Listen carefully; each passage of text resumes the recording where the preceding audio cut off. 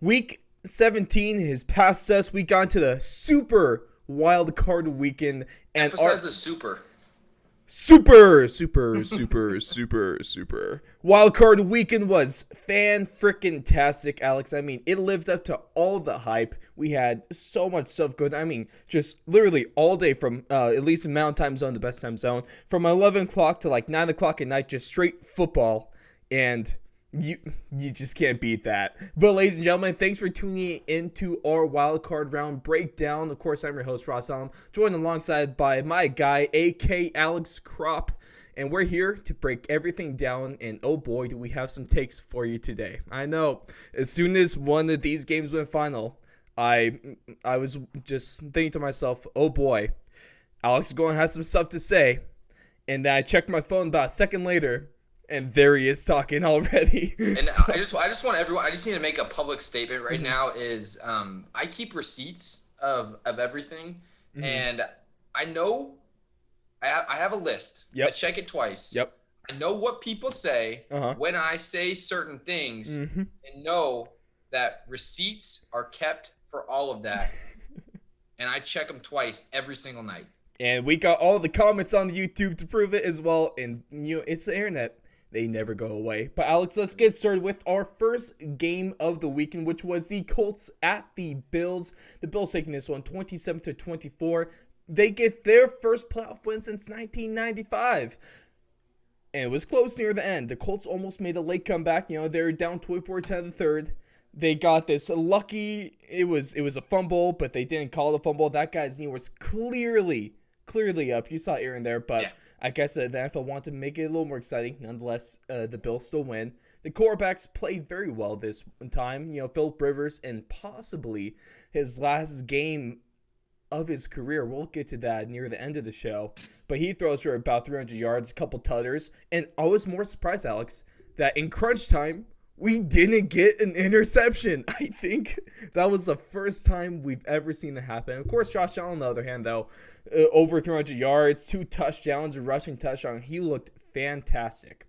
And the point I would like to make with this game, Alex, is there's a lot of people saying that the Bills are washed, that they're not as good as people thought they were. But I want to dispel that narrative right now. The narrative is not that the Bills aren't as good as we thought they were. It's just that people aren't giving enough credit to the Colts. The Colts are a very, very good football team. They were solid offensively. Jonathan Taylor kicked ass again this week. Philip Rivers was good most of the season. Not enough people, he's bad, trailing fourth and third quarter, but most of the time he's a good quarterback. Probably, quote me on this, future Hall of Famer. And their defense led by just so many talented people. Darius Leonard right there in the middle, setting the tone for that. The Colts are a very good football team. They were the only reason that there should have been a 7th seed. The Bears did not deserve it. We'll get into that. But Alex, I just need to tell people that chill on the Bills hate. Put some love on the Colts. I feel like an absolute caged animal right now. I have so many things to say about this game. Okay, just start. Just start. I'm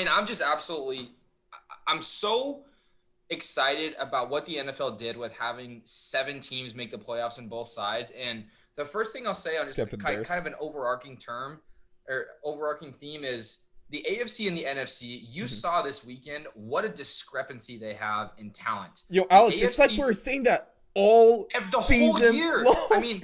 The thing is like you see the 7 versus the 2 seed on your screen because that's what people look at. They look at numbers and they say, oh, but the Colts are ranked 7th and the Bills are ranked 2. Why isn't this a 10, 12-point game like the NFC side? But you had 2 games on the NFC side where you had to play the Washington football team and the Chicago Bears, both 8-8 or 7-9 teams.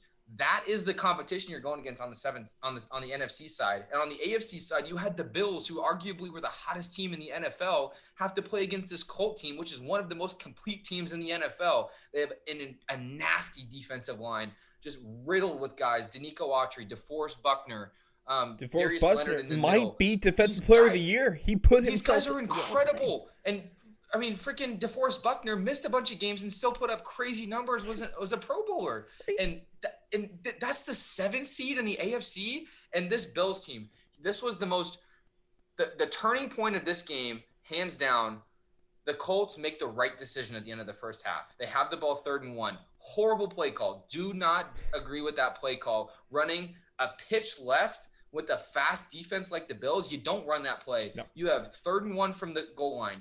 You run the ball up the middle twice behind Quentin Nelson. If Quentin Nelson cannot push that pile to get you 1 yard, no one can. He is not the guy that we thought he was. You do not spread the defense out. You do not put the ball on the perimeter when you have everyone queuing in on that. And then in the 4th and 4, I agree with the play call. You got to go for it. But Josh Allen to take that offense 96 yards at the end of the half with incredible catches by Gabe Davis, that was the turning point. When he did that, that to me signaled that he took that next step in his development. He was able to control that offense in the 2-minute drill, 96 yards at the end of the first half. Go down, score a touchdown, flip that game on its head. That's a 14-point swing. And that's something that the Colts, no matter how much that the refs tried to flip that on its head and try to even out the playing field with Pascal clearly being up and fumbling, the Bills are battle-tested in the playoffs. Josh Allen proved that he could do it. Great first week. Great first win for the Bills. They're going to have a test with the Ravens, but I think they come out of this better and more proven, more cohesive as a unit. And I think this was the best thing that could have happened to them in the first round. And now it's that Bills team that we saw in the 96-yard drive in like a minute 15, something absurd. That's the Bills team that can go into Kansas City and beat the Chiefs and then go on to win the Super Bowl. That is 100%. What that team is capable of. And it's all a matter of just them putting it together. I guess we could say the same about the Chiefs. So we'll see about the Chiefs this week. And then just some problems for the Bills, though, is that they didn't have a run game. Josh Allen was your leading rusher. I know he had 54 yards, which is still pretty good. No Lamar Jackson, but still solid stuff right there. And now Moss is out for the remainder of the season with his knee injury. They do bring in Devonta Freeman for the Giants. The Giants released him for this sort of situation for a playoff team. And, man, it's tough. No matter how good your quarterback is, you have to run the football in the postseason, especially they're going to be going up against Ravens. We'll give you our predictions on Divisional Round near the end of the show. You have to be able to run the ball against Ravens, a team that could run the ball extremely well. So it's going to be interesting to see how they're able to kind of deal with this monkey wrench. I mean, I agree with you in most situations, but the best part about the Bills' offense is Josh Allen can run the ball. Josh Allen can throw the ball at a high clip. Devin Singletary is he was an incredible running back last year and kind of just, they didn't need to utilize him because they had Zach Moss. They had that big bowling ball type running back that they could give the ball to at the end of the games. And now since you get into a playoff scenario, you're not saving Josh Allen for anything. You can run him as many times as possible. That dude is a tank and he can take hits. He can run the ball. Devin Singletary is a competent back. You need Devonta Freeman as a stopgap, as someone who, if Devin Singletary gets hurt, you have at least a backup plan that you know is a competent running back. He's got playoff experience. He made that run with the Falcons. So he would at least have someone you can trust if something bad happens. But this Bills offense can run completely fine with Josh Allen and Devin Singletary out of the backfield. Zach Moss was hurt for a decent chunk of the year, and they clicked on all cylinders regardless of that. So I'm not too worried about those injuries. It sucks that you don't have Zach Moss. He showed a lot of juice as a rookie, but it's something that they can sustain as long as they still have their horses on the outside and Josh Allen pulling the strings. This offense has, it's right up there with the ceiling that the Chiefs do. So, I don't see really any hiccup here from that Zach Moss injury as much as, what it looks on the peripheral. And now, this is why I kind of made the point. I said it on Twitter, at Fourth Long Radio. Go check it out. All the great stuff ends up on Twitter right there. And also previews for the show as well. Because I said that Josh Allen is the biggest quarterback running threat in the league. And it's between him and Lamar Jackson. But even if you think it's Lamar Jackson, technically I'm still right because Josh Allen is bigger than him. The next game we have was the Rams at the Seahawks, and would you believe it? The Rams go in to Seattle, a team that was, I believe, 12-0 in the playoffs before this happened. And that just goes to show you what happens without fans in the stadium. But the Rams go in there, they win 30-20, And even with John Wolford being injured early, even with Jared Goff coming in being as pedestrian as usual, maybe a little more pedestrian because of the thumb, it doesn't matter when you have Jalen frickin' Ramsey and Aaron frickin' Donald on the defensive side of the football. And besides this 51-yard touchdown to DK Metcalf, the Seahawks had no answers offensively, hardly any answers defensively, and they just got outright beat in this football game in every facet, from coaching to offense to defense to special teams. The score is only a 10-point difference, but it was not this close of a game. I mean, here's the crazy thing about this Rams defense. Everyone knows about Jalen Ramsey. Everyone knows about Aaron Donald, but Troy Hill and Darius Williams as your 2 and 3 cornerback, those guys are nasty. Those guys are incredible at a multitude of coverages. When you have Jalen Ramsey, it affords you to play a lot looser on the other side. You can play mixed coverage. You can play combo coverages. You can play man with too high over the top because you know at the end of the day, Jalen Ramsey will not get beat. He can play whatever type of coverage he wants, and you have so many different options on the other side because you don't have to worry about that side of the field. And when you have a luxury like that, it just makes everyone else have that little percentage, that little ability to now freelance. And that's why you get that Troy Hill pick six. That was a game-changing play. You have the ability to do that because you know in the back of your head, Jalen Ramsey's not going to get beat. He's going to take out number one every single down. And that little freeing of responsibilities from the other corners just allows you to make those game-breaking plays. And with what Brandon Staley's doing right now with this Rams defense, I think it's pretty safe to say that he is commandeering the best defense right now in the playoffs. And I think out of all 14 teams, that Rams defense is the best unit right now. And it's going to be interesting how this game plays out against the Packers. I'm sure we'll get into it later, but there's a lot of things you can do with a defense that's this good, this diverse. And I mean, with two different levels of elite playmakers, and you can argue that the Rams with Aaron Donald and Jalen Ramsey are the only team in the NFL with the best player at two different positions, and having them at the key positions as cornerback and defensive tackle, they can just do so many things. And it's been so impressive to see what this defense has been able to do. And then just to get on this game here, I mean, I don't know what's happened to Russell Wilson. It seems like they relied on him so much. You want to know what happened to Russell Wilson? This all happened, Alex, when we began the whole let Russ cook thing. Yeah. It was because as soon as that started, the decline hit, and it's only gotten worse since then. Yeah. Ever since we tried to go just, hey, let's just throw the ball 40, 50 times a game. Let Russell Wilson just do everything. They've started to lose, and Russell Wilson was the MVP candidate before then. Now he's nowhere near the field. And it's because they got away from the run game. They tried to do too much with Russell Wilson. He's a great quarterback, but he's not the guy that's going to be able to do everything that offense is capable of. You can't rely on I think also what contributed to this whole thing is I don't think Brian Schottenheimer ever had a good grasp on what the identity of this team should be.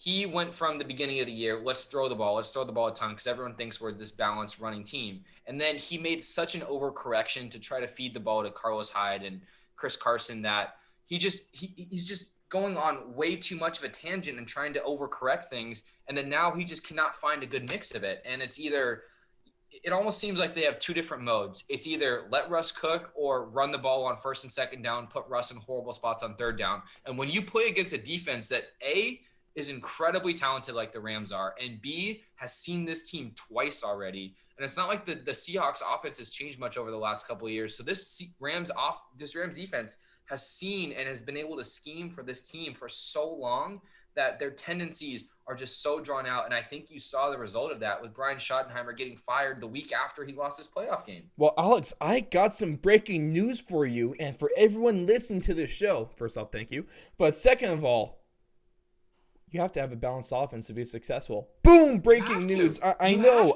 it's some abstract thought we bring in Cliff Kingsbury and all these kind of collegiate offenses just like to throw the ball 50 times a game. It's that you can't do that in the NFL. You can't just rely. Sustainable. You can't just rely on the run game. You can't just rely on the pass game. If it's like a 60-40, that's not bad. 50-50, not bad. But you have to be able to do both well, especially to be a good playoff team here. But speaking you just need to have the threat of both. That's the biggest thing. You cannot be one-dimensional, because when you're one-dimensional, defenses in this league are too damn good. They will take away that one dimension and force you to play with the hand tied behind your back, and you cannot do that in the NFL, especially in the playoffs. And Alex, I just got to say that this Rams team, this 2020-2021 Rams team, reminds me of another team that we actually saw not too long ago, a Super Bowl champion in the 2015-16 Broncos team. There's a team that had no offense. They could run the ball. You had Peyton Manning just trying to put you in the best play possible. You were not going to win the game because of Peyton Manning. Let's be very clear. You might, or at least not on Peyton Manning's arm, you might win the game because he puts you in the best offensive situations because he's the best quarterback ever to do that. But you're not going to win the game based off his arm. You're going to win the game off of run game. And also, you're going to win the game because you have, hands down, the greatest defense in the league. I mean, I just love looking back at this defensive roster. Chris Harris Jr., Von Miller, Aqib Talib, and then, I mean, dude, Malik Jackson. You had Derek Wolfe, who actually killed it with the Ravens this week. Was Brandon Marshall on that team too? Brandon Marshall was the middle linebacker on that team. You had Danny Trevathan. You had Shaquille Barrett. Trevathan and Marshall, those were dogs in the middle. Those are gnarly. I mean, and also future Hall of Famer DeMarcus Ware right there. Too? Shaq Barrett was a backup on this Broncos team. That's crazy. That's how loaded they were. And that's how good this Rams defense can be. You don't need offense. Obviously, you saw Jared Goff. I mean, you have Cam Akers who can run the ball, which is fantastic. 131 yards for him. That's we see this a lot out of rookie running backs, and we saw it a little bit with J.K. Dobbins too, is you kind of establish throughout the regular season that you have a guy. Mm-hmm. You don't want to use him a ton because from the transition from the college game to the NFL game, I think is crazy hard for running backs because they're not used to that type of workload. They're not used to the 16, 17 game grind that the NFL is. So you bring these guys along slowly. And then when you get to the playoffs, you unleash these guys. You saw it with Cam Akers this week, 131 yards against the Seahawks team that the defense was gaining steam.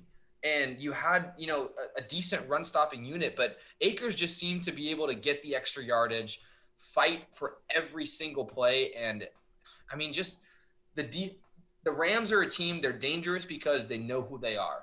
They are not going to rely on Jared Goff. I would much rather have a 65-year-old Peyton Manning than Jared Goff at any point in his career. His thumb or no thumb, he does not have what it takes to be able to put together. At least Peyton Manning can call the right plays. Jared Goff can't do that. He needs one of the greatest. But the good thing he has Sean McVay whispering into his ear to tell him what the right play is. But I don't know. I just think that the Rams know who they are. They have a very low variance, and in a playoff scenario, in a one game and out scenario, low variance teams have a higher chance to win than your up and down crazy offensive teams. Maybe give it too much away on the back end. So I don't know. This team.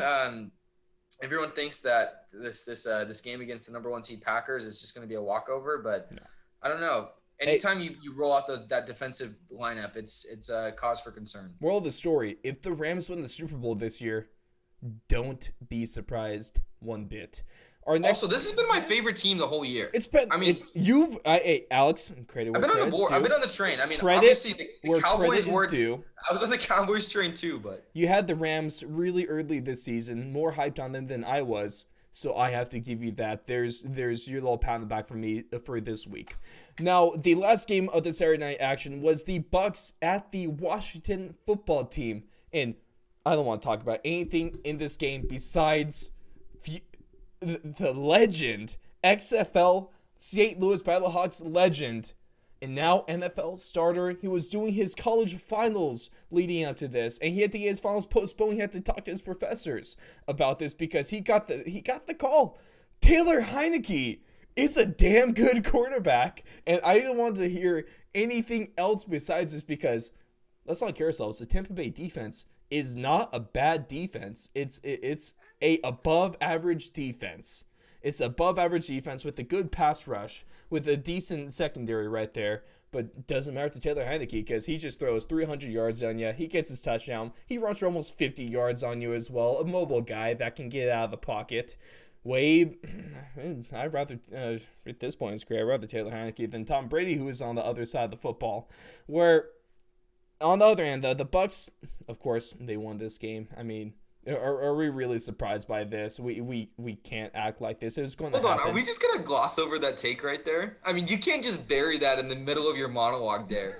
Did you just say you'd rather have Taylor Heinicke than Tom Brady? At this point in his career, I'd rather take Taylor Heinicke. Are you kidding? I am not kidding. At this point, right now, that's a headline. I'm taking Taylor Heinicke because Brady Brady he looked as a better passer in this game, but he also has the better offensive line. He has the better deep threats. I mean, at least Mike Evans able to play in this game, luckily, too. So he and Mike Evans actually did ball out very well in this game. Had to give him credit. He has a better run game. Leonard Fournette smashed it this week, but you expect his old butt to kind of run out of the pocket, to be mobile, to be able to make plays with his feet and be able to move around the pocket the way that Taylor Heinicke can, the threat that Taylor Heinicke has. And this dude was putting balls on a string, and he was dumping balls just right over the defender's head. The precision passer that I saw in Taylor Heinicke blew me away. And so, yes, Alex, I'd rather him right now than Tom Brady, even in the playoffs. I mean, I'm going to push back on you on a lot of things here. So yeah, you will. I've never been a Bucs fan this year. I think their offense is overrated. I think that there's a couple things working against them. There's too many cooks in the kitchen. When you have 4 number 1 receivers, you have 0 number 1 receivers. It's almost harder to try to feed every single mouth like that and have an efficient offense rather than having your Devontae Adams type and being able to feed that guy, know who your horse is, and then just have other, peripheral receivers kind of working off of that number 1 guy who takes all the attention. I think Tom Brady is the best guy at being able to try to manage that because no one on that receiving core is going to challenge him. No one's going to be that annoying, Stephon Diggs type trying to go and lobby for more targets because you can't do that to Tom Brady. That dude's the GOAT. But I cannot sit here and willingly take Taylor Heinicke over Tom Brady. I don't know how many times. I mean, Heinicke was good this game. He was not expected to do much. He was mobile, but the amount of times that he overthrew a receiver, had a drop pick by a bad Buccaneers defensive back. The Bucs, you said the Bucs were an above average defense. I buy it on the pass rush side, but their back end is young. Their back end is inexperienced. Their back end dropped at least 2 to 3 picks this game that made Taylor Heinicke's day look a lot better. But if you have any sort of game tape on Taylor Heinicke, his only throw that he was making was a corner route to the left side where he dropped it in, and he made that throw incredibly well. But that dig over the middle on the right side, he missed 3 or 4 times high, and you cannot do that against a defense that has any sort of ball hawking safety in the backfield. Let's see what we can do if Taylor Heinicke actually gets a full week or 2 of football practice. Practice, but what happens when all? I mean, but here's the most concerning part about this whole weekend is you have guys like Taylor Heinicke and John Wolford who even their coaching staffs who are experienced coaches. You had Sean McVay and Ron Rivera. Both trust their young, mobile, athletic quarterbacks over the Jared Goff type, the Alex Smith type. And I think this is almost just a changing of the guard of all things equal. Give me the guy that the coach can control. The coach can make sure that whatever system that they want to run, they'll run.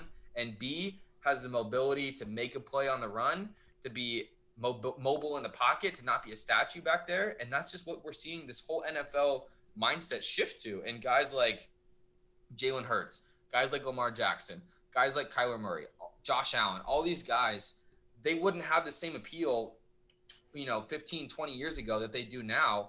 And you see the epitome of that with an experienced quarterback like Alex Smith not being able to start this game. Jared Goff not having the confidence from his guy. Jared Goff went to a Super Bowl 2 years ago, and he's already getting passed over by John Wolford, who made his first career start in week 17 of this year. Put some respect on them. I don't think the Bucs have what it takes to beat the Saints this week. No. I'm sure we'll get into that later. Yes, but we will. Taylor Heinicke is not better than Tom Brady. Let's get that straight. That's an incredibly ambitious take by you, Ross. I applaud. The Super Wild Card Weekend gets the blood flowing to the right places and makes your mind work in a way that we haven't seen before. But that's just outlandish, to be honest with you. Agree to disagree, my friend. But let's move on into the next game, the first game of the Sunday action. And Alex, would you believe it? We were 100% correct about this game, as in both you and I were just saying whoever has pretty much blatantly whoever runs the ball for the more yards than the other is going to win this football game. And what did we see? I think just to add on to that, I think we also said this was going to be the fastest game. It was the fastest game. It was done in like 2.5 hours. It was an hour and a half before the next game. That was the worst part of Super Wildcard Weekend. Was we had to wait an hour and 15 minutes before the. Why'd you guys run the ball so much? Damn it! But we had the Ravens at the Titans. The Ravens win this one 20-13, and like I said, the Ravens they had 236 total yards rushing. And Alex, would you believe if I told you that a Derrick Henry led Titans offense had 51 rushing yards total this game? That's not good, is it? That's real not good. That's exactly how we said that you lose this game, and that's exactly what they did. It did not look like this way early, though. Let's make that clear. Early on, you can make the argument that the Titans looked like they were just going to run away with this game at points, especially because Lamar Jackson did not look good when this game first started. That early pick was an absolute duck, and it looked terrible. Credit to him, though. He picked things up, especially in that second half. He gets his first playoff win as he outpasses Ryan Tannehill and outrushes Derrick Henry. He finished the game with 180 yards passing and the interception, that first early one. He finished with 16 carries for 136 yards and a touchdown with like a 42-yard touchdown scamper himself, too. That looked great. And Alex, the thing I want to bring up, though, is the thing that the Titans didn't do. Mike Vrabel, he's one of the more aggressive coaches you could say in the league. He's also one of the better coaches in the league that you could say as well. Over the last 4 years, there have been 76 instances of a team trailing in the fourth quarter, facing a 4th and 2 or less, and being between the opponent's 35 and 50-yard line. 75 of those times, Alex, that team went for it. The Titans became the first team ever to punt in that situation. And in a situation where you bet your ass they should have gone for it, why do you think 75 teams did the exact same thing? I mean, I know some people like to stand out, but 75 teams, all 75 have done this? And also, in your situation, where the Ravens had all the momentum in this game, and you had a good chance to take it back from them, and you punt, what are you doing? Wait, this is the craziest part of this game. Is this is the same coach that was going for 2 to win the games, that was with 18 seconds left in week 17, not taking a knee to go to overtime, but bombing it out to A.J. Brown. This is not a guy that I would expected to have played it safe, to play it conservative, to not go for it in plus territory. Here's the problem that I have. Derrick Henry was not running the ball well this whole game. I get it. But it's not like that's your only option. How many times during the regular season on the goal line did they run the zone read where Ryan Tannehill had a walk-in? It's because touchdown. You have to defend against Derrick Henry. You have to. Play on 4th and 1. Go down swinging, Mike Vrabel. How are you just going to give this ball to the Baltimore Ravens team that was running the ball down your throat the entire game? You can't give the ball back to a team like that. You can't. Especially with the Titans' defense is not the most reliable unit of that whole team. You want the ball in your offense's hand. That's the one that's been clicking on all cylinders. That Titans defense is only good when you have a lead. That's it. It's not like it was 4th and 5 either. It was 4th and 1. Are you kidding? Dude. But let's focus that was on the positives. Okay, real quick, Alex, real tick. Yeah, let's focus on the positives here. Take Lamar that deep Jackson breath. took a lot of flack before this game. Yeah, everyone was talking about, did he have what it takes in the playoffs? Great regular season guy, but does he have the ability to perform in a big game? And frankly, I'm happy for the guy. 179 pass yards. He had that horrible pick in the first half, but he did not let that get him. I felt like in the last time these two met in the playoffs, Lamar had a rough start, and he let it spiral out of control because he was pressing. But he had another year of experience under his belt. This is his third playoff run now. 136 yards and a video game-like touchdown at the end of the first half. That was – I think that was a play that only Lamar Jackson and maybe peak Michael Vick can make in the NFL. But – that was an incredible play. I mean, the way that he juked Kevin Byard, who's an all-pro safety, didn't give him a chance to make that tackle. That was disrespectful. And just a game-breaking play. Lamar Jackson, just video game-like results. It's going to be an incredible game against the Bills. I'm sure we'll touch on it. But at the end of the day, got to be better, Titans. You got to go out swinging. You're still playing with house money. You were not expected to win this game, no matter how good of a regular season you had. Go out swinging. If you don't get that first down, they're on the 40-yard line. Who gives a crap? Who gives a crap? Well, you want to play field position in the game like this? You want to play okay. You don't play field position in the playoffs, Ross. That's how you lose a game. I think we just got to move past. I think our point has been made very clearly. And if you need me to sum it up, Mike Vrabel, idiot. Now, our next game. Hey, Bears fans, remember when, a couple weeks ago, Alex and I, we were talking saying that, hey, this Bears team makes the playoffs. That's going to be a bad thing for them. And it's not going to be positive in any way. It's not going to be productive in any way. And I was wrong, Alex. I was wrong because the Bears were able to make the playoffs because, and it all worked out great because you had Mitch Trubisky winning the first ever, very prestigious MVP award. Okay, so obviously it was all worth it. They got into the side end zone. They're on Nick TV, Nickelodeon, okay? So, Bears fans, it's okay. This was all worth it in the end, and there's nothing bad, nothing negative that came from this. But yeah, of course, Alex, I am 100% joking right there. Bears fan, oh boy, this game was just not good. I mean, 21-9, and it's because of albeit very nice touchdown sack by Jimmy Graham there at the end. The little one-handed, looked nice, ran straight to the locker room, professional. But it was 21-3. It's a 21-3 football game in the game where the Bears had more punts of 7 of them than first downs. They only had 6 first downs this entire game, Alex. Okay. I mean, Mr. Trubisky only won the MVP because PFT commenter on Twitter started this whole rally towards it, which I love that. I do applaud them for that. I mean, you gave him an accolade on Pro Football Reference, which is more than Mitch will ever get in his career. Wait, did that you put that on Pro Football Reference? 100%. It's on his Pro Football Reference, and immediately after the game, and he was named the Nickelodeon Valuable Player. It was on his Pro Football Reference. So give this man a trophy, give him a slime cup. I don't know what you want to do, but. I mean, to be honest with you, I don't have much on this game. It was a snoozer. The Saints, it's what we thought it was going to be. The Saints should have rolled this team, and they did. They really did. It should have been 27-3 at some point. I'll be honest. I turned this game off at halftime.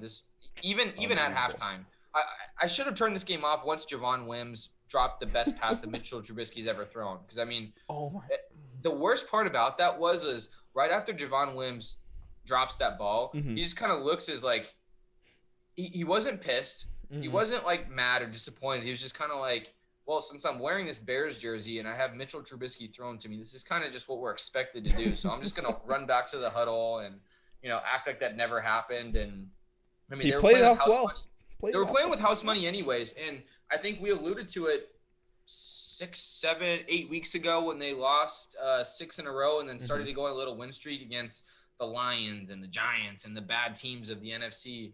But this is what happens. You go on a little bit of run at the end of the year. You make the 7 seed in the NFC, and you keep around Matt Nagy. You keep around Ryan Pace.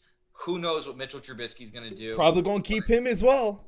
At least the one guy that I guarantee that Allen Robinson is not going to be on the Bears next year. He's going to be a free agent. He even said that they had 365 days to make something happen, and they weren't able to do that. And Alex, I'm just going to tell you right now, I believe I put this on Twitter, but Allen Robinson, I'm just going to tell you his next team, okay?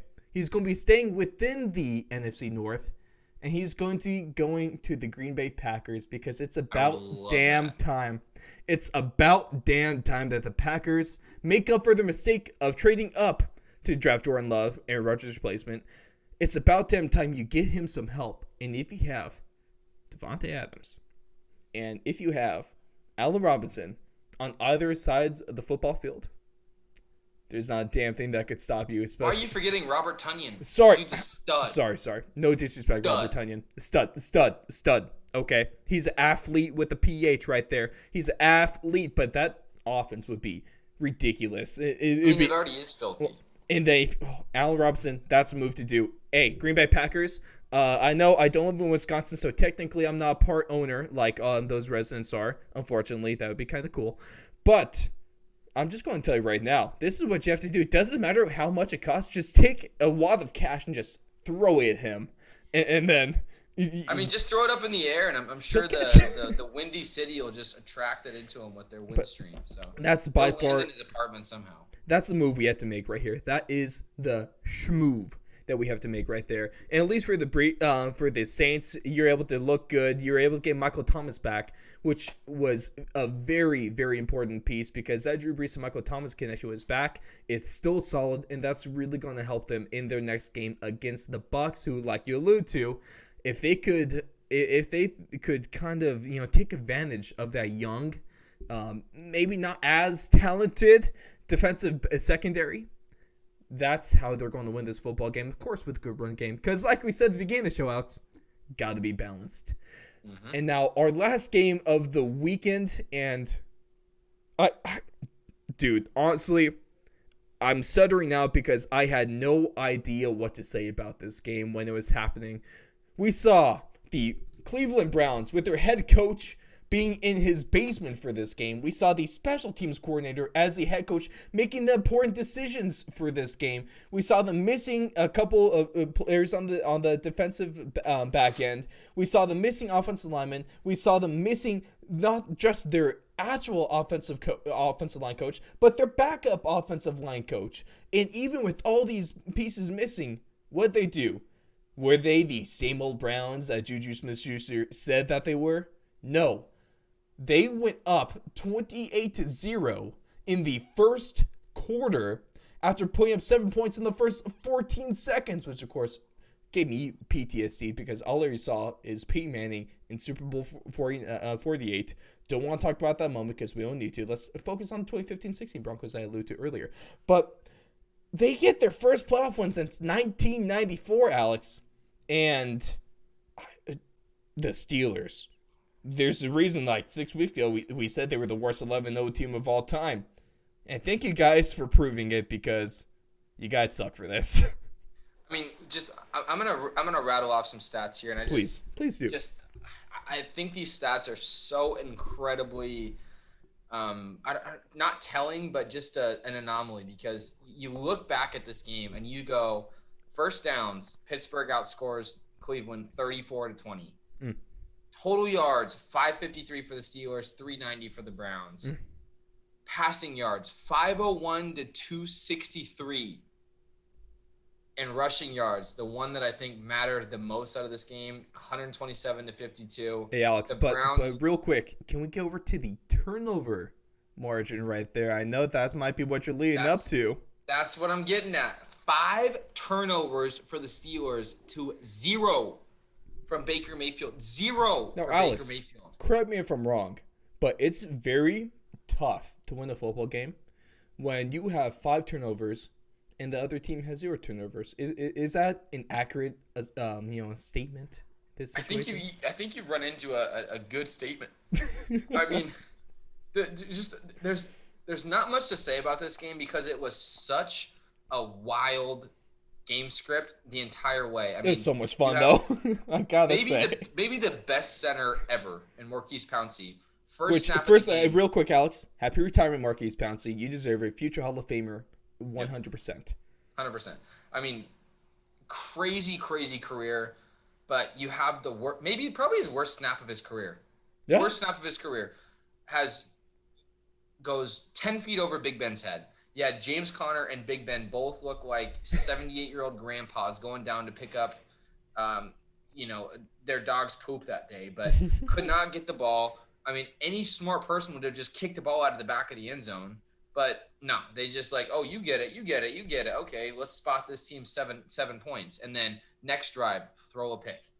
Set up the Browns for 14-0. Don't even know what happened the next drive. But all of a sudden, you're looking at a 28-0 scoreboard in the middle of the second quarter. And all of a sudden, you're like, let's make Big Ben throw the ball 68 times. 68.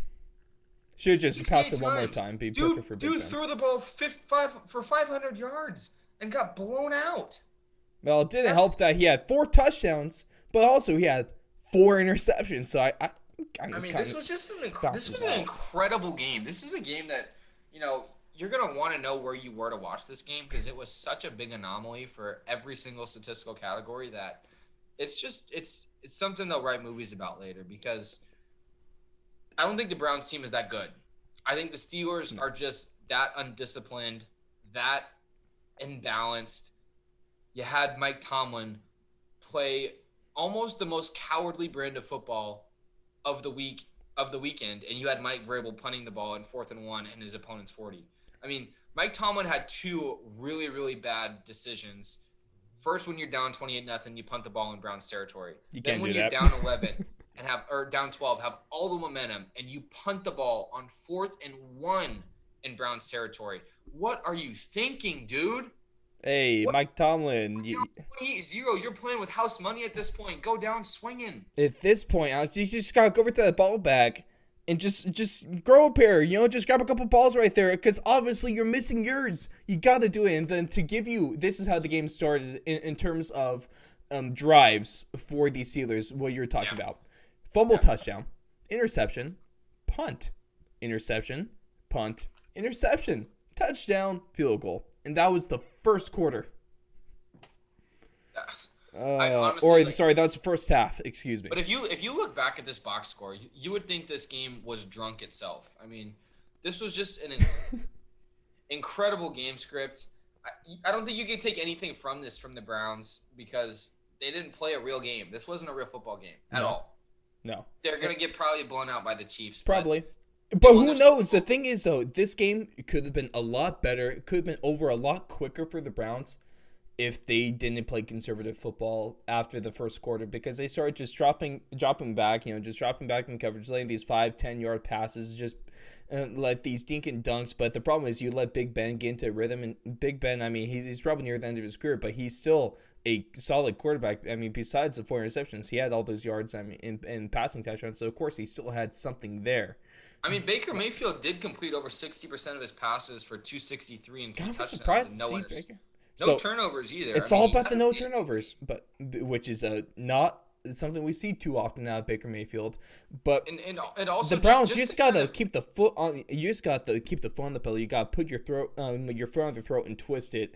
I didn't like how they played conservative in this game. You were up 28-0. If you played they weren't even playing aggressive. They were just playing not conservative. And if you kept that up, I feel like it would have been just easier to do. I also think that, coming from, and I feel like this was yesterday, but when the Steelers played the Giants week 1 on that Monday night, they shut down Saquon Barkley in the run game.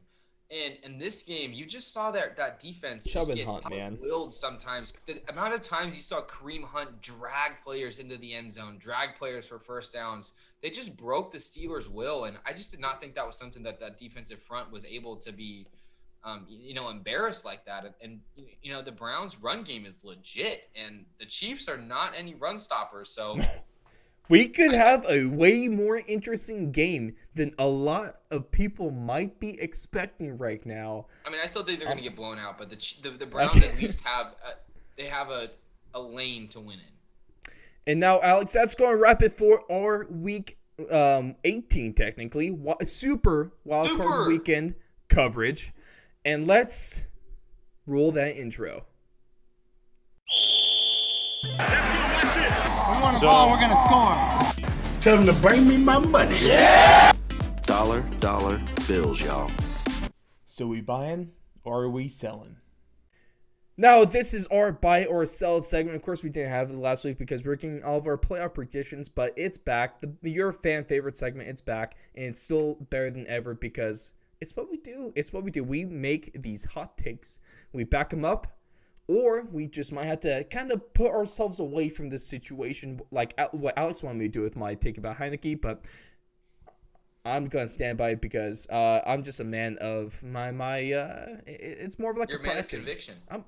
Thank you. I'll take that as a compliment and in all the ways. But this is our buy or sell segment. We give you 5 statements, and it's up to you whether to buy or sell the statement. Of course, you can give us your responses, Twitter, Instagram, 5-star review on Apple Podcasts, and or the YouTube comments. Just let us know what you think about these.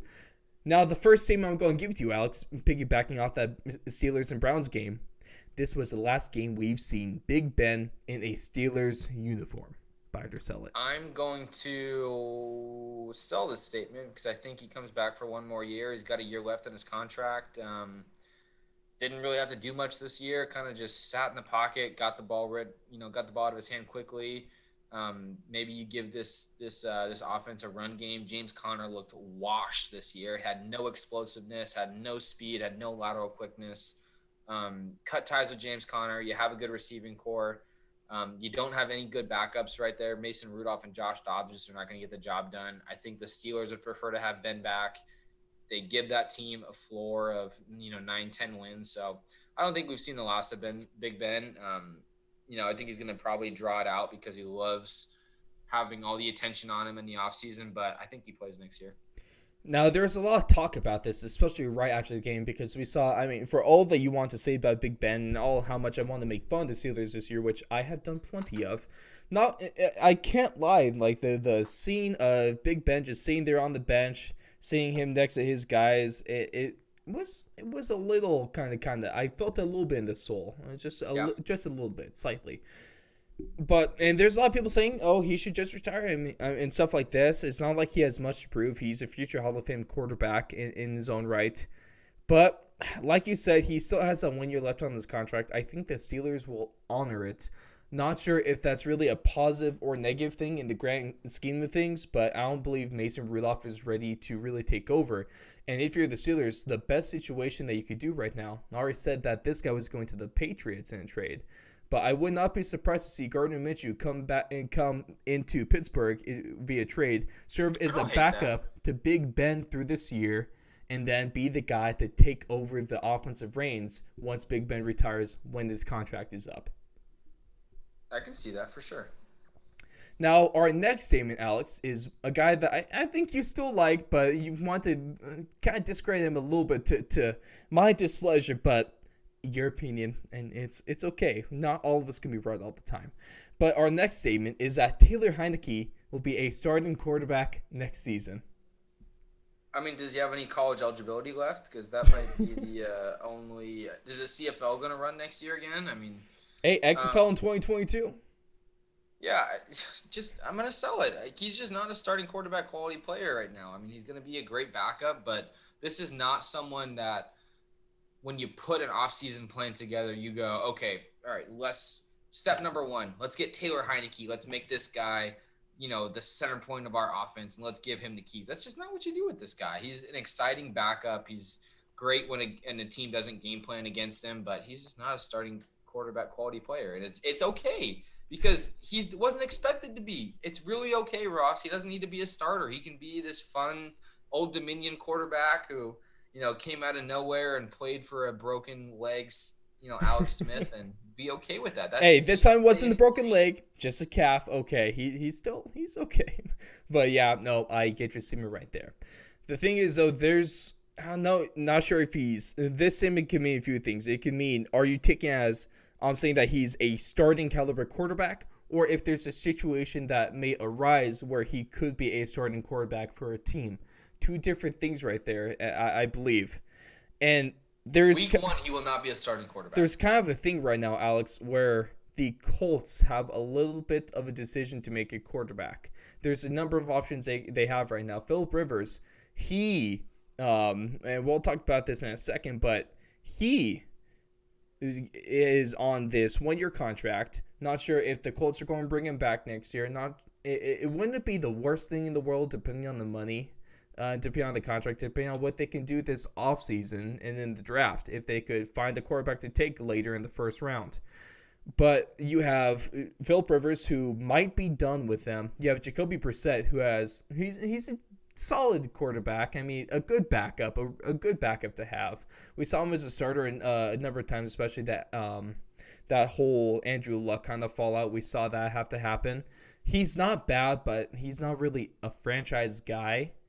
He only, like I say, only has a couple years left on that contract. I would not be surprised if the Colts, I mean, he's a restricted free agent, but the Colts can offer him enough money that the football team does.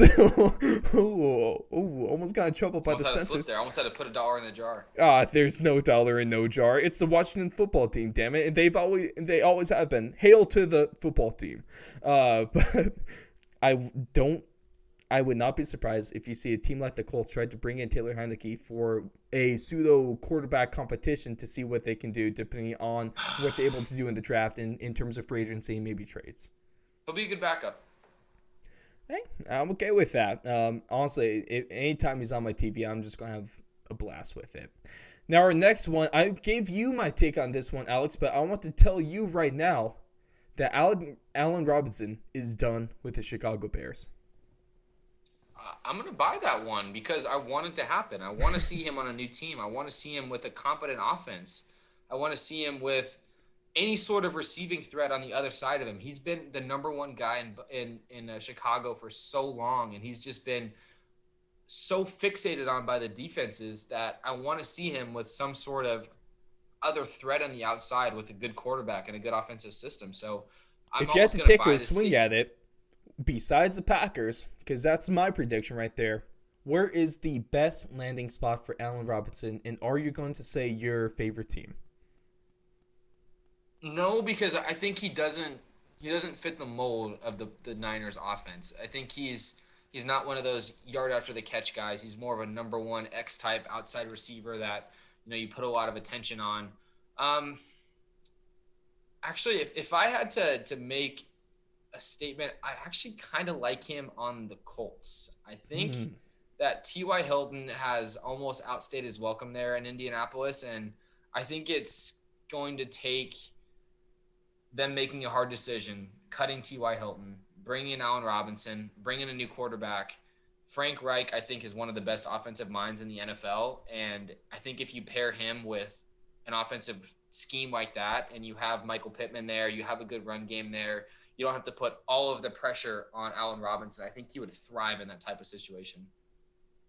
I like that. I really do like that. The Colts have a lot of decisions to make this year. Yeah. And one of them being this next statement is that the Colts will move on from Philip Rivers before the start of the next year and get a new quarterback, whether it be via draft, via trade, or via free agency, going into their summer camps and stuff like that.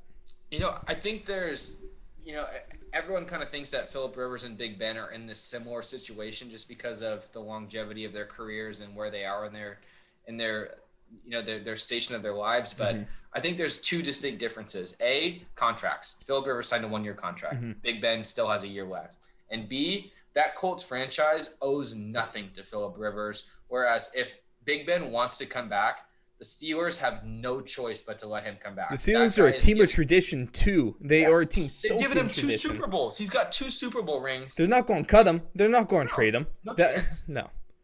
It's a lot easier to move on from Philip Rivers, and I think unless something about the Colts and something about Chris Ballard there really needs Philip Rivers back, that's the only way that he's staying, because I think if it's up in the air and it's Philip Rivers' decision to make, he's just not going to come back. He's got too many other things going on.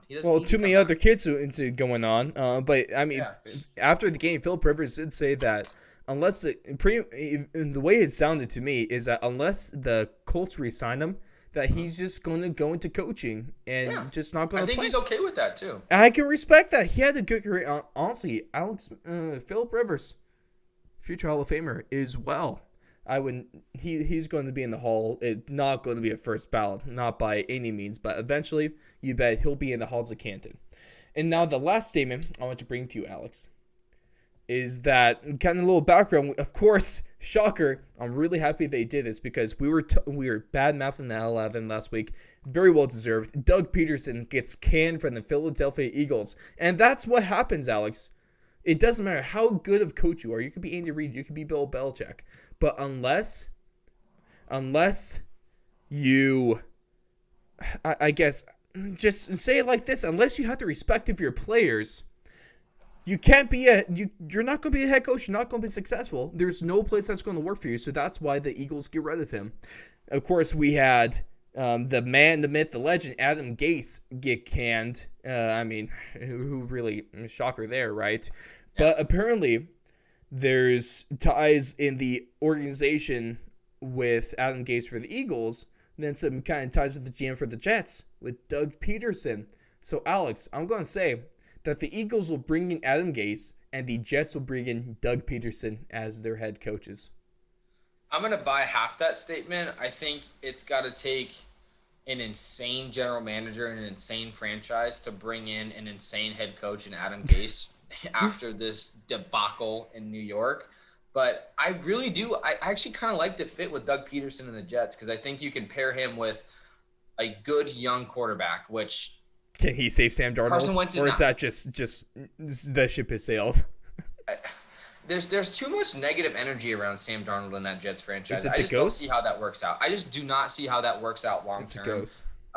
It's almost just it's too far gone at this point. So I do like the fit with Doug Peterson in New York because coming from a city like Philadelphia, you win a Super Bowl, you think you have the monkey off your back and you think you have some rope with that fan base, but you saw how quickly that turned on him, and he did not have much leeway at all in that city. But with New York, it's a very, very high-pressure city, but coming from where they were last year, he's not going to have a ton of expectation on him. And I think Doug Peterson, I just really think he's a smart coach. Everyone keeps giving him most that. Of the time. But here's the thing is, like, he's got the right mindset and the right frame of mind for this sort of style of NFL. He's a super aggressive coach. You put him with a good young quarterback, and I think he's able to, outperform expectations when they're set extremely low. Like you don't have to do much in the New York Jets market right now to be able to outperform expectations. And are there expectations? Like, I mean, at least positive. Are there positive expectations in New York? And if there are. The last time the Jets made the playoffs, Mark Sanchez was the quarterback. Hey, Mark Sanchez took them to AFC Championship games, okay? Nothing but respect for one of the greatest quarterbacks of his generation. Yikes. Yeah, no, please don't quote me on that. I mean, no. And Alex, in the kind of spirit of things, we saw our biggest wild card weekend of all time. We had 7 teams from each conference make the playoffs, the most ever. So, to honor that kind of feeling, we're going to bring in one more statement for this week. And it's more just to make you feel good about this because, like what we were talking about in the beginning, where I knew Alex was going to say some stuff, and he did. And so, Alex, floor is yours because Chase Young is the most overrated rookie this year. Oh boy, I love this part of this segment. I love this part because I heard a lot. You guys were very vocal about how dumb my take was, about how I know nothing about football. You read the comments, didn't you?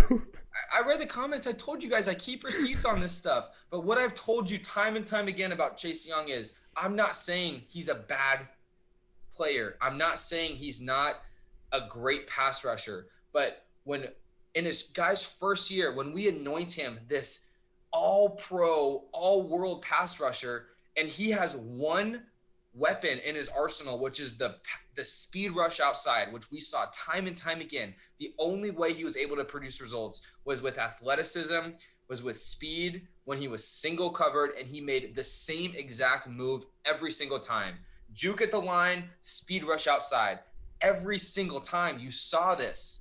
And it does not take a genius offensive line coach or a genius offensive coordinator to realize that that's his only move. Or the offensive lineman himself, because offensive linemen, I'm going to tell you, they're some of the smartest players on the field. And I just want to just someone come at me with something different. Come at me with some sort of rebuttal to show that he's got other moves in his arsenal. This guy is not an elite pass rusher at this stage of his career. He's undersized for his position. He's incredibly athletic. I'll give you that. But when you have one move in your arsenal and you're in this playoff format and you have a smart quarterback like Tom Brady and a great offensive line, which the Tampa Bay Bucks do, you get a game like this out of Chase Young. You had 65 defensive snaps to get a quarterback pressure. You got 0. You got 1 solo tackle. You got 0 quarterback hits, 0 quarterback hurries. That's not what an elite pass rusher does in a playoff game. That's not what that does. No, I believe. Kind of hit the nail on the head right there. And just for you, Alex, and just for those listening around, I mean, like the like to dislike ratio, not good. 7-14, not good. Ratioed. Well, we got. It wouldn't be the first time we got ratioed, but I mean, we had definitely not overrated. We had at least we had a few people recently, Alex, that they're coming the more recent stuff, from a few days ago, 2 days ago. He's overrated. Chase is overrated. Yes, and then we get. What a literal hater, bro. Come on. Why would you hate someone who is a great person and is a great player? And to call him a phony is BS. Come on, man. Just freaking stop. Good God, you're a jerk. And he used the wrong your. That's a tough one. Funny to me because I haven't heard anything out of either of Bosa brothers this season before one got hurt in San Francisco. Well, it's because the LA Chargers are a very small market and no one's going to respect them anyway, no matter how good the Bosa is doing over there. And what? Look at the advanced stats there. He's leading. He's at the top of the league in quarterback pressure rate and double team rate, which Chase Young never had to deal with this year. He never got double teamed. Never. Ooh. I know he's not ignorant enough to make these statements without watching full games and the impact he makes and creates for other teammates. This is a rookie doing this. Might want to ditch this Alex dude for someone who actually watches film. I had the number of comments saying, Alex is holding you back. And oh, dude, obviously you guys don't know what the hell you're talking about. And just keep bringing it on, because honestly, like, you'll see, I like these comments too. I'll like them because I think they're funny. The thing is I almost I'm almost getting pigeonholed into this hate Chase Young thing, which I don't hate Chase Young. I think he's a great young player, but I just have a huge problem with everyone anointing him as the second coming of freaking Reggie White. There's a difference. Half a season. I mean, Alex, there's a difference between not enough people realize this. You can be overrated, but you can still be a good football player. Just because you're overrated doesn't mean you're bad. That's not the same meaning. You could be. There's a reason Jadeveon Clowney was a free agent for as long as he was. He's a great player, but he's overrated for what everyone hypes him up to be. And I'm just worried Chase Young is going down that same road of this overhyped player. Everyone thinks he's this incredible pass rusher, which he's a good pass rusher. He's even a great pass rusher. But you cannot be elite in this league with one move in your arsenal, and that's what he has. He's got a speed rush. That's it. You never see him lining up on the left side of the line and beating him into the outside. He only lines up on the right side. He only goes outside. You got to do something different. Hey, hopefully in the offseason he changes things and he adds some muscle. He adds some weight to him. He adds some more hand fighting and more maybe a swim move, maybe a little spin. Yeah, do something. Maybe a little half spin, maybe my favorite going back to when I still played D-line and not just O-line, the club and rip. That's a fun one. Club right and there. Rip. Club do and rip. Something. He's got oh my gosh. I got to tell you, Alex, as an offensive lineman, when we had a good defense lineman going against you, that push-pull move was the worst thing to go up against. I hated it every time. And so, hey, Chase Young, I mean, he doesn't have the strength right now to be able to do a push-pull move. And I think my favorite comment out of all of them, Alex, is a question that I have to ask you that this guy asked. What kind of drugs are you using, sir? Interesting. Can we get an answer? Flip that question right in his head. I mean, name a drug I'm not using, I guess. That's the only. I just don't understand how everyone can make these comments and have zero evidence to back it up or zero weight behind any of their statements. they love feeding into the mainstream media, because every single person in mainstream media loves talking about Chase Young like he's this anointed higher power, and he's just not yet. He might get there, but he's not right now. He has all the potential in the world to get there. Agreed, and I'm not going to dispute that at all, but he's not there yet. And also, we're not calling out his character just because we insult. No, he's a great person. He's a great leader. Just because you're a great guy doesn't mean we can't talk bad about your football game. He's not untouchable. He's just not. No, but hey, there we go. Appreciate the hell out of you guys. That was a fun way to go through it. Alex, great way to decompress, because on this show, not only are we good for giving takes, we're good just for, this is a form of meditation, everyone. And so, we get the toxins out, and we get to put them onto you guys. And so keep bringing it, because I love it. But also next time, please give us an argument more than just insulting us, insulting someone's intelligence, and also just saying, but he's not, because I've seen that argument too many times. Just give us, if you're going to say something, give us something good, please.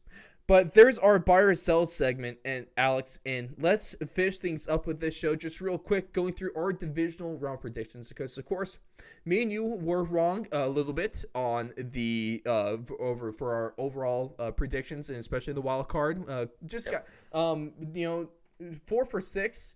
Not bad, but of course, gotta be perfect. That's just, we expect greatness on the show is all.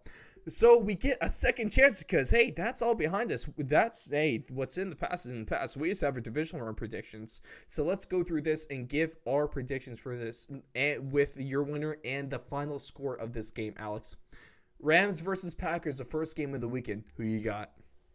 I got the Packers. I got them in I don't think it's surprising to most people that follow both these teams and the way this playoff team is going to go out. But I think this is going to be a relatively low-scoring game. I'm going to go 24-13 Packers.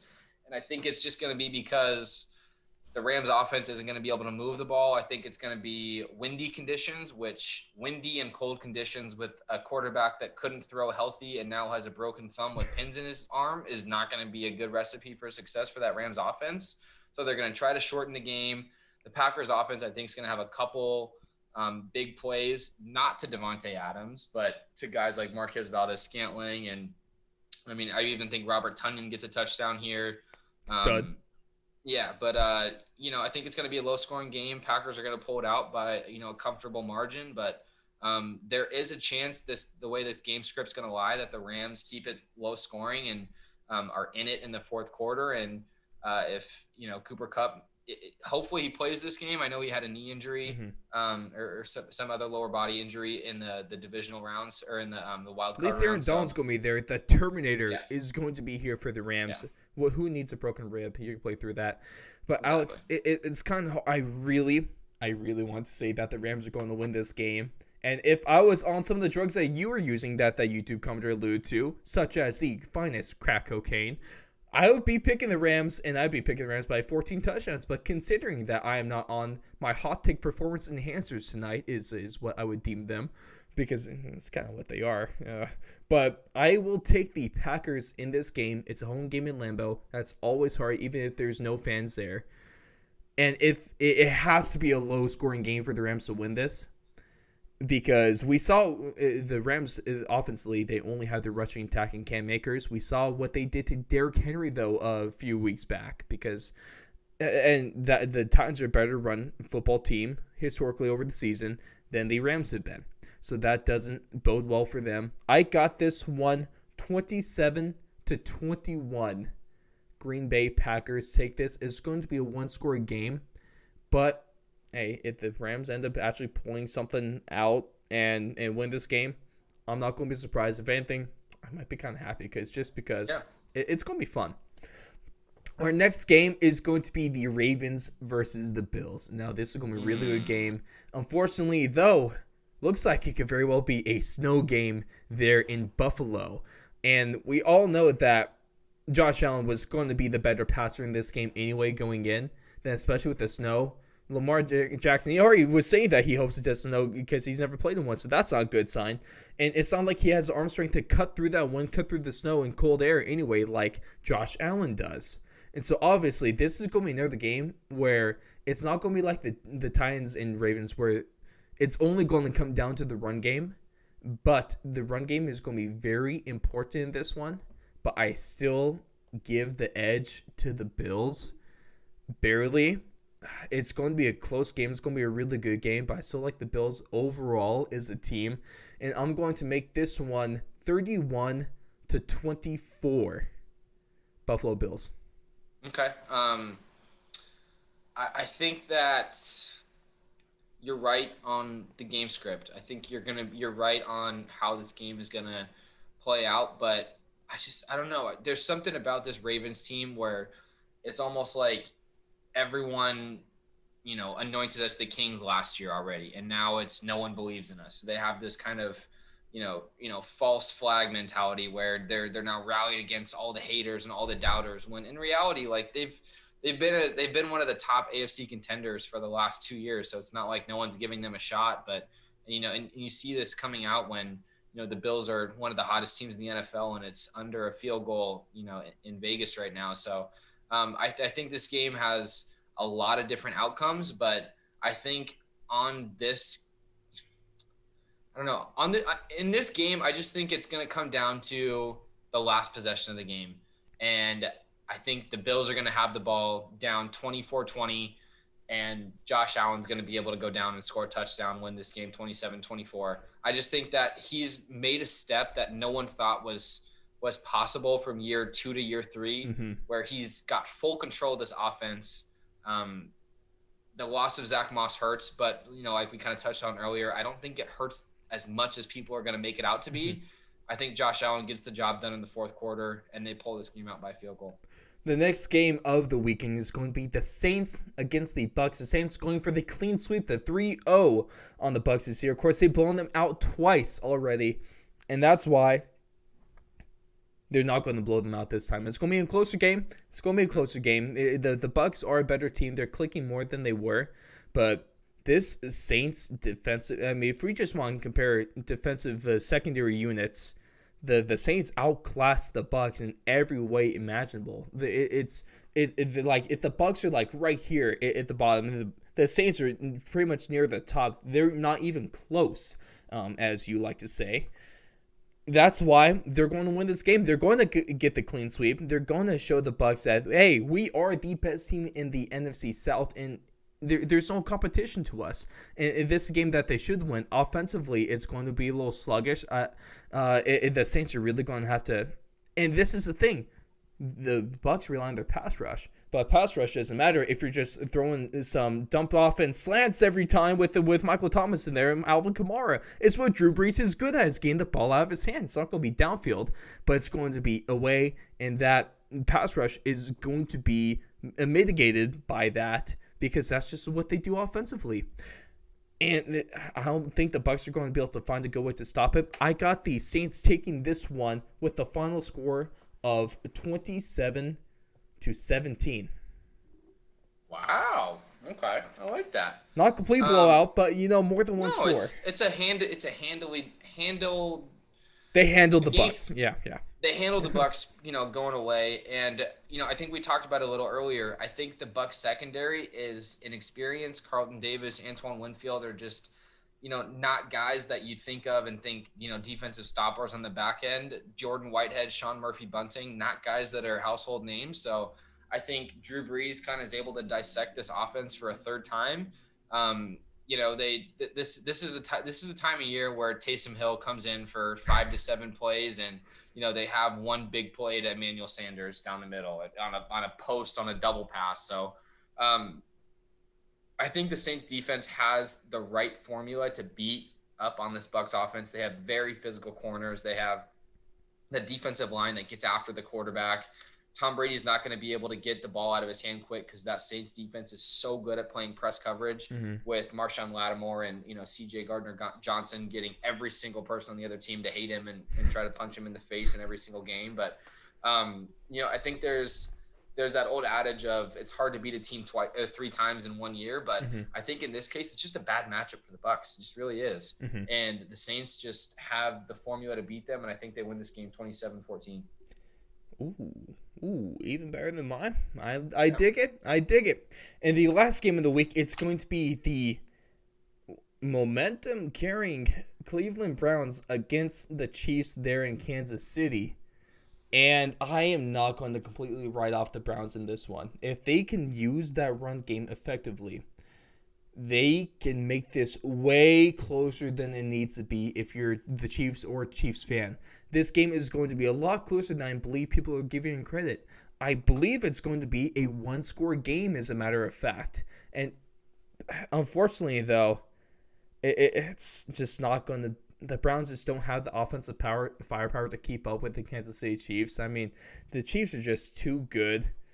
And it's going to be a high-scoring affair, though. It's going to be 41-38 Chiefs in this one. Wow. It's going to be high scoring. I was in the same again, I like the game script here. I think it's going to be a one-score game. I think it's not going to be as high scoring. I think it's going to end up 35-27 Chiefs with the Browns with the ball late in the fourth quarter trying to go down and, engineer a touchdown drive with a 2-point conversion. I don't think they're going to be able to get it done. I think it's going to be a late turnover by Baker Mayfield to seal the game for Patrick Mahomes. Won't be the most surprising thing, unfortunately.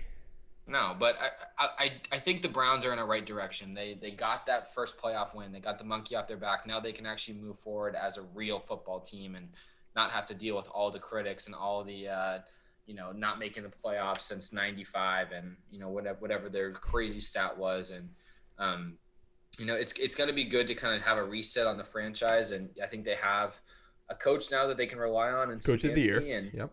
Yeah, I think they have a lot to build on, and it's no shame in losing to this Chiefs team. No, especially off a bye. Right? Oh man, Andy Reid off a bye. Is he still undefeated coming off a bye, or he has pretty damn close? If he's not undefeated, he's only lost one, maybe twice. Because Andy Reid, if you give him 2 weeks to prepare, oh boy, that's a tough matchup for that. But given all these, I would be surprised if the Saints lose to the Bucs. But if the Rams win, going against my picks, if the Rams win, if the Ravens win, or if the Browns win, I am not going to be that surprised. The Browns, maybe a little bit, because the Chiefs are a good football team. They're the number one seed for a reason. But I'm not going to be that surprised. And that's the best thing, Alex, because don't you just love it? The very special P word, parity.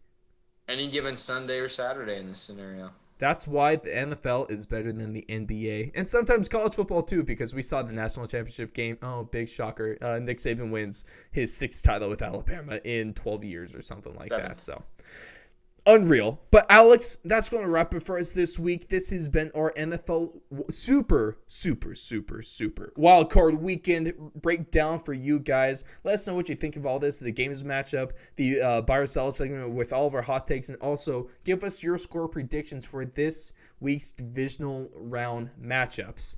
And you can check us out. TheFourthAndLong.com is your one-stop shop for everything Fourth and Long. You check us out Twitter, Instagram. Technically, we have a Facebook. I think technically we also have OnlyFans. I think I started that a while ago. And then most importantly, we do have a Patreon. So just go over to patreon.com/fourthandlong. Get yourself started. Just $1 a month. It gets you a bunch of things. It gets you your shoutouts and all that stuff. Going up, you can get access to behind the scenes content. You can get access to early drops and everything great stuff like that. Merch discounts. Just real nice. Get you a nice, fleece sweatshirt like this. Oh boy, you just can't beat it. But Alex, your feeling going into the divisional round can be described as excited, but cautious, because I think this has a very high chance of going all chalk, and that's no fun. That's no fun. I want to see something like an undermanned Rams team in the championship round. I want to see the Browns team shock the world against the Chiefs. I don't think it's going to happen, but we can hope, right? Good, because there's a part of me that's like, let's get the best teams in the championship round. I think the best teams in both sides have been the Bills and the Chiefs, the Packers and the Saints, respectively. And I think it would be fair to have those 4 teams in the championship round, but that's not fun. And I want to see someone like Baker Mayfield get to the championship weekend. But that's what I'm hoping for. I'm optimistically cautious about the way this divisional round is going to go. But I think there's the right 8 teams in the playoffs right now, and they've all deserved to be there, and they all deserve a shot at it. And like we said earlier, any given Saturday or Sunday, anything can happen. Well, there you go, ladies and gentlemen. We are excited but cautious. Just the best feeling to have all the time. But go out, go enjoy watching this divisional round. Check out the rest of our great content, and we will see you after this divisional round and heading into the championship weekend.